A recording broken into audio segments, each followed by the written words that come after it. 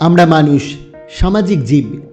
জীবনের প্রতিটি ধাপে, ঘরে বাইরে, কর্মক্ষেত্রে কিংবা আত্মীয় স্বজনের মাঝে আমাদের চলতে হয় নানা ধরনের মানুষের সঙ্গে সম্পর্ক বজায় রেখে। কিন্তু একটা সত্যি কখনো অস্বীকার করা যায় না, সম্পর্ক কখনো একতরফা হয় না। আপনি যতই শান্ত, ভালো বা সহনশীল হন না কেন, আশপাশের সব মানুষ আপনাকে আপনার মতো করে বাঁচতে দেবে না। অনেক সময় আমরা বুঝতেই পারি না, আমাদের হাসি, শান্তি আর মানসিক শক্তি ধীরে ধীরে কেড়ে নিচ্ছে কিছু বিষাক্ত মানুষ। তাদের কথাবার্তা, আচরণ আর নেতিবাচক মানসিকতা আমাদের ভেতর থেকে দুর্বল করে দেয়। মনস্তাত্ত্বিক গবেষণাও বলছে, আমাদের আশপাশে এমন কিছু মানুষ থাকে যারা ধীরে ধীরে আমাদের মানসিক শান্তি, আত্মবিশ্বাস, এমনকি শারীরিক সুস্থতারও ক্ষতি করতে পারে। সবচেয়ে ভয়ঙ্কর বিষয় হলো, এই মানুষগুলো প্রথমে খুব আপন সেজে আসে, কিন্তু সময়ের সাথে সাথে তারা আপনার জীবনকে বিষাক্ত করে তোলে, আপনার সুখ কেড়ে নেয় আর আপনাকে মানসিকভাবে ক্লান্ত ও অসহায় করে দেয়। এখন প্রশ্ন হলো, কিভাবে চিনবেন এই ধরনের মানুষদের? কিভাবে বুঝবেন কারা আপনার জীবনে অশান্তি ডেকে আনছে? আর কিভাবে তাদের থেকে নিজেকে রক্ষা করবেন? এই প্রশ্নগুলোর উত্তর খুঁজে পাবো আচার্য চাণক্যের অমূল্য চাণক্য নীতির মাধ্যমে। আজ আমরা 4টি শিক্ষণীয় গল্পের সাহায্যে জানব কিভাবে এই 4 ধরনের খারাপ মানুষকে চিহ্নিত করতে হয় এবং কিভাবে বুদ্ধিমত্তার সাথে তাদের হাত থেকে নিজেকে বাঁচিয়ে রাখতে হয়। তাহলে আর দেরি না করে চলুন শুরু করা যাক। প্রথম প্রকার মানুষ, নেতিবাচক মানুষ। এই পৃথিবীতে কিছু মানুষ আছে যারা কোনো কিছুর মধ্যেই ভালো কিছু খুঁজে পায় না। তাদের চোখ সবসময় খুঁজে বেড়ায় ভুল, ত্রুটি আর অন্ধকার। আপনি যতই ভালো কাজ করুন না কেন, তারা সেখানে আপনার খারাপ কিছু খুঁজে বার করবেই। এদেরকেই বলা হয় নেতিবাচক মানুষ। একদিন এক ব্যক্তি আতরের বাজার দিয়ে হেঁটে যাচ্ছিলেন। চারিদিকে ছড়িয়েছিল মনমুগ্ধকর সুগন্ধ, কিন্তু হঠাৎ করেই লোকটি মাটিতে পড়ে গেলেন এবং অজ্ঞান হয়ে গেলেন। মুহূর্তের মধ্যে আশপাশের মানুষ ছুটে এলো, কেউ জল ছিটালো, কেউ আতরের গন্ধ শুকিয়ে তাকে সুস্থ করার চেষ্টা করলো। কিন্তু আশ্চর্যের বিষয়, কিছুতেই তার জ্ঞান ফিরছিল না। কিছুক্ষণ পরে খবর পৌঁছালো লোকটির পিতার কাছে। তিনি ছিলেন অত্যন্ত জ্ঞানী একজন মানুষ। তিনি জানতেন তার ছেলে চামড়ার ব্যবসা করে। সারাদিন কাঁচা চামড়ার দুর্গন্ধ পরিবেশে কাজ করতে করতে তার মন, মস্তিষ্ক সেই দুর্গন্ধের সাথেই অভ্যাস হয়ে গেছে। তাই আতরের মিষ্টি সুগন্ধ তার মস্তিষ্ক সহ্য করতে পারেনি। জ্ঞানী পিতা দ্রুত নিজের ব্যবসার জায়গায় গেলেন এবং সেখানকার দুর্গন্ধযুক্ত কিছু তরল একটি শিশিতে ভরে নিয়ে আবার আতরের বাজারে ফিরে এলেন। তিনি সবাইকে একটু সরিয়ে দিলেন। তারপর ছেলের মাথাটা নিজের কোলে তুলে এমনভাবে ঝুঁকে পড়লেন যেন কানে কানে কোনো গোপন কথা বলছিলেন। এরপর নিঃশব্দে শিশিটির মুখ খুলে সেই দুর্গন্ধ ছেলের নাকের কাছে ধরলেন। কারণ তিনি জানতেন তার ছেলে যে সমস্যায় আক্রান্ত হয়েছে তার একমাত্র ওষুধ এই দুর্গন্ধই। কিছুক্ষণের মধ্যেই লোকটির জ্ঞান ফিরে এলো। সে ধীরে ধীরে স্বাভাবিক হয়ে উঠল। এই গল্পের শিক্ষা কি জানেন? নেতিবাচক মানুষদের মন এভাবেই তৈরি হয়। তারা ভালো পরিবেশ, ভালো কথা কিংবা ইতিবাচক চিন্তা সহ্য করতে পারে না। তারা সবসময় নোংরা চিন্তা, সমালোচনা আর হতাশার মধ্যেই স্বস্তি খুঁজে বেড়ায়। আপনি যতই তাদের ভালো বোঝাতে যান, সুন্দর উপদেশ দিন কিংবা ইতিবাচক পথে আনতে চান, বেশিরভাগ ক্ষেত্রেই তারা বদলাতে চায় না। কারণ তাদের মন ইতিমধ্যেই নেতিবাচকতার সঙ্গে অভ্যস্ত হয়ে গেছে। আচার্য চাণক্য বলেছেন, যে মানুষ সবসময় অন্ধকার খোঁজে তাকে আলো দেখানো বৃথা। তাই জীবনে শান্তিতে থাকতে চাইলে এই ধরনের মানুষের কাছ থেকে দূরে থাকাই বুদ্ধিমানের কাজ। দ্বিতীয় ধরনের মানুষ, যারা নিজের ভুলের দায় নিতে চায় না। এই পৃথিবীতে এমন অনেক মানুষ আছে যারা কখনো নিজের ভুল স্বীকার করতে চায় না। তাদের জীবনে যা কিছুই খারাপ ঘটে তার জন্য সবসময় অন্য কাউকে দোষী খুঁজে নেয়। নিজের আচরণ, সিদ্ধান্ত বা ভুলের দায় নেওয়ার সাহস তাদের থাকে না। একদিন একটা গাধা উটকে জিজ্ঞাসা করলো, বন্ধু, আমরা দুজনেই তো বোঝা বহন করি, কিন্তু আমি মাঝে মধ্যেই হাঁটতে গিয়ে পড়ে যাই, অথচ তোমাকে কখনো পড়ে যেতে দেখি না। এর কারণ কি? আমাকে একটু বলো না, যাতে আমিও ঠিকভাবে চলতে পারি। উট শান্তভাবে উত্তর দিল, বন্ধু, যখন তোমার পিঠে বোঝা চাপানো হয় তখন সোজা সামনের দিকে তাকিয়ে হাঁটবে, মাথা উঁচু রাখবে। তাহলে তুমি বুঝতে পারবে সামনের রাস্তা উঁচু নাকি নিচু, কোথাও বালি আছে কিনা কিংবা রাস্তা পিচ্ছিল কিনা। যখন পথ চিনে পা ফেলবে তখন আর পড়বে না। তারপর উট একটু থেমে বলল, কিন্তু তুমি তো হাঁটার সময় এদিক ওদিক খেয়ালই করো না, তুমি শুধু নিচের দিকে তাকিয়ে থাকো, কোথাও এক টুকরো রুটি পাওয়া যায় কিনা, কিংবা একটু ভালো ঘাস আছে কিনা, সেটাই ভাবতে থাকো। তাই সামনে বিপদ থাকলেও তুমি তা দেখতে পাও না। উটের কথা শুনে গাধার মুখটা গম্ভীর হয়ে গেল। সে বলল, না না, এটা কোনো কারণ হতে পারে না।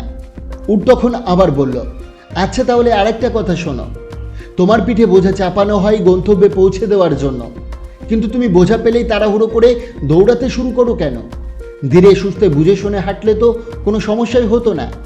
কিন্তু গাধা এবারও মাথা নেড়ে বলল, না বন্ধু, এটাও ঠিক কারণ নয়। এবার উট বুঝতে পারল গাধা আসলে সত্যটা শুনতে চায় না। সে শুধু অজুহাত খুঁজছে যাতে নিজের ভুল স্বীকার করতে না হয়। তখন উট কৌশল বদলে বলল, আচ্ছা বন্ধু, আসল কথা হলো আমি একটু মোটা, আমার পিঠ উঁচু আর শরীরও শক্ত, তাই আমি ভারসাম্য রক্ষা করতে পারি। কিন্তু তুমি তো পাতলা, তোমার পিঠেও কুঁজ নেই, তাই তোমার শরীর ভারসাম্য রক্ষা করতে পারে না। এখানে তোমার কোনো দোষই নেই। এই কথা শুনে গাধা খুব খুশি হয়ে গেল। সে আনন্দে বলল, দেখেছ, আমি জানতাম আমার কোনো দোষ নেই, সব দোষ আমার শরীরের। এই গল্পের শিক্ষা কি জানো? অনেক মানুষ ঠিক এই গাধার মতো, তারা নিজের ভুল, খারাপ আচরণ বা ব্যর্থতার দায় কখনো নিজের উপর নেয় না। সবসময় পরিস্থিতি, ভাগ্য কিংবা অন্য মানুষকে দোষ দেয়। আপনি যদি বাস্তবতাকে মেনে নিতে না চান, তাহলে নিজের ভুল ঢাকতে শত শত অজুহাত তৈরি করতে পারবেন। কিন্তু অজুহাত কখনো মানুষকে উন্নত করে না, বরং সত্য থেকে দূরে সরিয়ে দেয়। আচার্য চাণক্য বলেছেন, যে ব্যক্তি নিজের ভুল দেখতে শেখে সে কখনো জ্ঞানী হতে পারে না। তাই জীবনে এমন মানুষদের সাথে সাবধান থাকুন যারা প্রতিটি সমস্যার জন্য অন্যকে দায়ী করে, কিন্তু নিজের ভুল স্বীকার করার সাহস তারা রাখে না। তৃতীয় ধরনের মানুষ, অহংকারী ও দাম্ভিক মানুষ। এই পৃথিবীতে কিছু মানুষ আছে যারা নিজেকে সবার চেয়ে বড়, গুরুত্বপূর্ণ এবং শ্রেষ্ঠ মনে করে। তারা ভাবতে শুরু করে সব কিছু যেন তাদের ইচ্ছাতেই চলছে। অন্যদের তারা কখনো সমান চোখে দেখে না, বরং ছোট করে দেখে, তুচ্ছ তাচ্ছিল্য করে। এই ধরনের মানুষই হলো অহংকারী ও দাম্ভিক মানুষ। একদিন একটা মাছি গরুর মূত্রের উপর ভেসে থাকা একটা শুকনো পাতার উপরে গিয়ে বসল। পাতাটি ধীরে ধীরে জলের মতো করে ভেসে যাচ্ছিল, কিন্তু সেই ছোট্ট মাছিটির মনে হলো সে যেন কোনো এক বিশাল জাহাজে চড়ে বসেছে। আর শুধু তাই নয়, সে নিজেই সেই জাহাজের ক্যাপ্টেন ভাবতে শুরু করলো। তার মনে অহংকার জন্ম নিল, আমি চাইলে এই জাহাজটিকে যেদিকে খুশি নিয়ে যেতে পারি। আমি বড় বড় ঢেউ আর ভয়ঙ্কর ঝড়ের সাথেও লড়াই করে জাহাজটিকে নিরাপদ তীরে পৌঁছে দেব। বাস্তবে সে ছিল একটা তুচ্ছ মাছি, যে গোমূত্রের উপর ভেসে থাকা একটা পাতার উপর বসেছিল মাত্র। কিন্তু নিজের কল্পনার অহংকারে সে নিজেকেই সমুদ্রের মহা অধিনায়ক ভাবতে শুরু করেছিল। এই গল্পের শিক্ষা হলো, অনেক মানুষ ঠিক এই মাছিটির মতো। তারা সামান্য ক্ষমতা, অর্থ, পদ বা সাফল্য পেয়েই নিজেকে পৃথিবীর সবচেয়ে গুরুত্বপূর্ণ মানুষ ভাবতে শুরু করে। তাদের মনে হয় এই পৃথিবী যেন তাদের ইচ্ছাতেই চলছে। তারা নিজেকে জাহাজের ক্যাপ্টেন মনে করে, আর অন্য সবাইকে ভাবে শুধু কর্মচারী। এই অহংকার ধীরে ধীরে তাদের মনুষ্যত্ব নষ্ট করে দেয়। তারা অন্যদের সম্মান করতে ভুলে যায়, মানুষকে ছোট করতে শুরু করে এবং তুচ্ছ তাচ্ছিল্য ভাষায় কথা বলে। আচার্য চাণক্য বলেছেন, অহংকার মানুষকে অন্ধ করে দেয়। যে নিজেকে সবচেয়ে বড় ভাবে, পতন তার সবচেয়ে কাছেই থাকে। তাই জীবনে এমন দাম্ভিক মানুষদের থেকে দূরে থাকাই ভালো, কারণ তারা কখনো সম্পর্ককে সম্মান করে না। তারা শুধু নিজের শ্রেষ্ঠ প্রমাণ করতেই ব্যস্ত থাকে। চতুর্থ ধরনের মানুষ, যারা নিজের ক্রোধ নিয়ন্ত্রণ করতে পারে না। এই পৃথিবীতে এমন অনেক মানুষ আছে যারা সবসময় রাগ, বিরক্তি আর ক্ষোভের মধ্যে বেঁচে থাকে। সামান্য কথাতেই তারা উত্তেজিত হয়ে পড়ে, পান থেকে চুন খসলেই চিৎকার শুরু করে দেয়, আর নিজের রাগের মাধ্যমে অন্য মানুষদের অপমান ও ছোট করার চেষ্টা করে। এদের সবচেয়ে বড় সমস্যা হলো তারা সমস্যার সমাধান খোঁজে না, বরং রাগকে সমস্যার সমাধান মনে করে। এই বিষয়টা বোঝার জন্য একটা ছোট্ট গল্প শোনা যাক। একদিন একটা মোটা ধেড়ে ইঁদুর গমে ভর্তি একটা ঘরে ঢুকে পড়ল। তারপর সে তার দলবল নিয়ে ধীরে ধীরে কৃষকের গম চুরি করে নিজেদের গর্তে জমাতে লাগলো। কয়েকদিন পরে কৃষক লক্ষ্য করলেন তার গম আস্তে আস্তে কমে যাচ্ছে।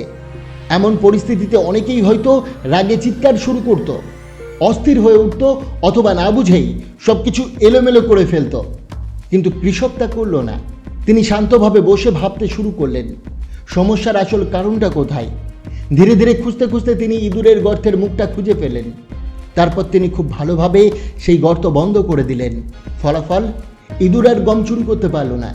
এই গল্পের শিক্ষা হলো, জীবনে যখন কোনো সমস্যা আসে তখন হঠাৎ রেগে যাওয়া বা চিৎকার করা কখনো সমাধান নয়, বরং রাগ আমাদের চিন্তা শক্তিকে দুর্বল করে দেয় এবং সমস্যাকে আরও জটিল করে তোলে। শান্ত মানুষ সমস্যার কারণ খুঁজে বার করে, আর রাগী মানুষ শুধু শব্দ করে। আচার্য চাণক্য বলেছেন, ক্রোধ মানুষের বুদ্ধিকে গ্রাস করে নেয়।